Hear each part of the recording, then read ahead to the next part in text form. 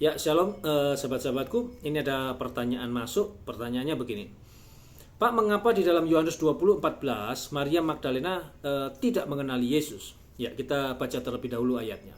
Yohanes 20 ayat 14 dikatakan, sesudah berkata demikian, dia menoleh ke belakang dan melihat Yesus berdiri di situ, tetapi ia tidak tahu bahwa itu adalah Yesus. Oke, baik, jika itu pertanyaannya, maka begini jawabannya.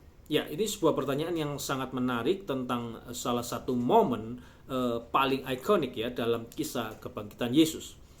Namun pertama-tama yang harus kita ketahui terlebih dahulu adalah konteks ayat ini.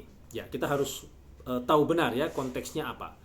Konteks Yohanes 20 ayat 14 ini adalah menceritakan momen haru setelah kebangkitan Yesus, di mana Maria Magdalena, salah seorang murid Yesus yang sangat setia, itu mengunjungi kubur Yesus dan menemukan kuburnya kosong.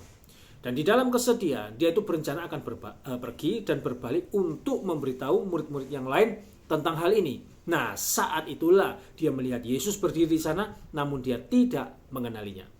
Oke, jadi jelas ya sahabat-sahabatku, Maria di sini itu adalah Maria Magdalena dan bukan Maria ibu Yesus. Nah, itu akan terlihat jelas jika kalian melihat atau membacanya mulai dari ayat yang pertama atau ke-1. Di situ kalian akan melihat Maria siapa yang dimaksud oleh ayat-ayat berikutnya. Karena memang di ayat-ayat berikutnya itu tidak ditulis secara lengkap, hanya ditulis namanya saja Maria gitu ya, tanpa adanya nama belakang. Sehingga ada sebagian orang yang khususnya suka mencomot-comot sebagian bagian ayat tanpa memperhatikan konteksnya, lalu dengan mudahnya mereka itu menyimpulkan bahwa Maria di sana itu adalah Maria ibu Yesus, padahal bukan ya, Maria Magdalena. Sekarang kita kembali ke pertanyaan awal. Mengapa Maria Magdalena itu tidak mengenali Yesus sih? Nah, ada beberapa kemungkinan penafsiran mengapa Maria Magdalena, murid Yesus itu, sosok yang begitu dekat dengan gurunya itu, Yesus, tidak langsung mengenalinya dalam keadaan ini. Nah, penafsiran yang pertama adalah kondisi emosional, di mana terjadi satu kondisi Maria Magdalena itu mengalami kesedihan yang mendalam. Setelah kehilangan Yesus yang dicintainya, Maria Magdalena pasti sedang berada dalam satu kondisi emosional yang sangat terguncang.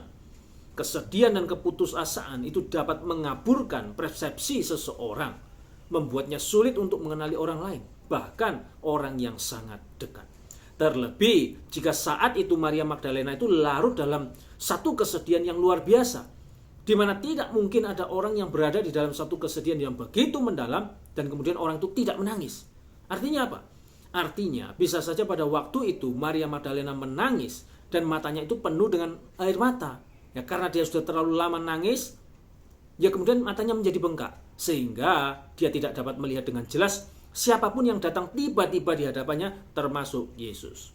Ya, berikutnya ada di dalam kondisi terkejut atau kejutan. Ketika seseorang tiba-tiba melihat sosok yang dicari-cari di tempat yang tak terduga, pasti akan menimbulkan kejutan yang besar atau terkejut. Nah, kejutan ini bisa membuat pikirannya menjadi kosong dan kemudian sulit memproses informasi visual dengan jelas dalam waktu singkat. Lalu penafsiran yang kedua adalah penampilan Yesus. Nah, di sini terjadi adanya kemungkinan perubahan fisik. Meskipun Alkitab itu tidak secara eksplisit menyebutkan perubahan fisik pada tubuh Yesus yang bangkit, namun beberapa interpretasi teologis berpendapat bahwa tubuh kebangkitan Yesus mungkin memiliki karakteristik yang berbeda dari tubuhnya sebelum wafat. Nah, perubahan ini meskipun mungkin sangat halus, pada akhirnya dapat membuat Maria Magdalena itu tidak langsung mengenalinya. Dan juga adanya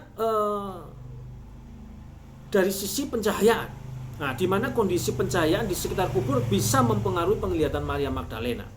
Karena di ayat yang pertama dikatakan dengan jelas bahwa Maria Magdalena itu pergi ke kubur saat apa? Saat kapan? Saat pagi buta atau subuh, di mana hari masih gelap.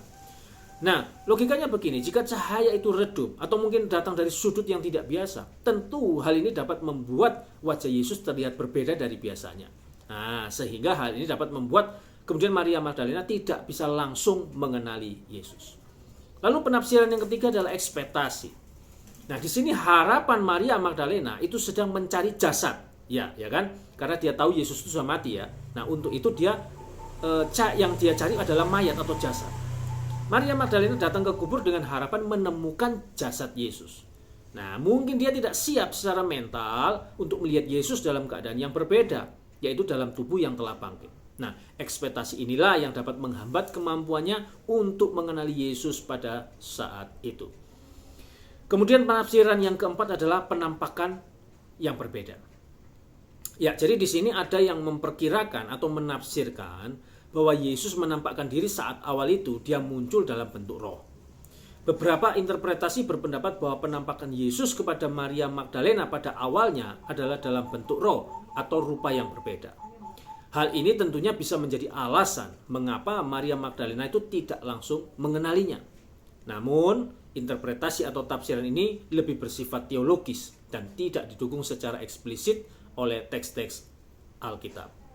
Ya, kesimpulannya, alasan mengapa Maria Magdalena tidak mengenal Yesus adalah kombinasi dari beberapa faktor yang bersifat emosional, fisik, maupun psikologis.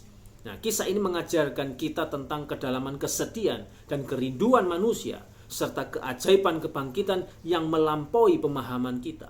Meskipun pada awalnya tidak mengenali, namun pada akhirnya Maria Magdalena menyadari bahwa orang yang dihadapannya adalah Tuhannya yang telah bangkit. Itu bisa saudara lihat di dalam ayat 16. Ya, Tuhan Yesus itu disalib dan mati.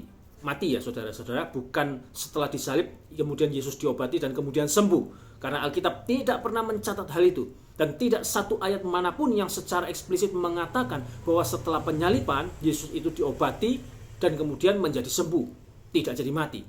Karena yang ada, yang banyak, yang tertulis, bahkan secara eksplisit dikatakan adalah Yesus itu mati, dikuburkan dan kemudian bangkit. Amin. Oke, baik, kiranya penjelasan singkat mengenai hal ini dapat dipahami, memberi pencerahan, menambah pengetahuan, memberkati kita semua yang percaya. Amin. Tuhan Yesus memberkati. Shalom.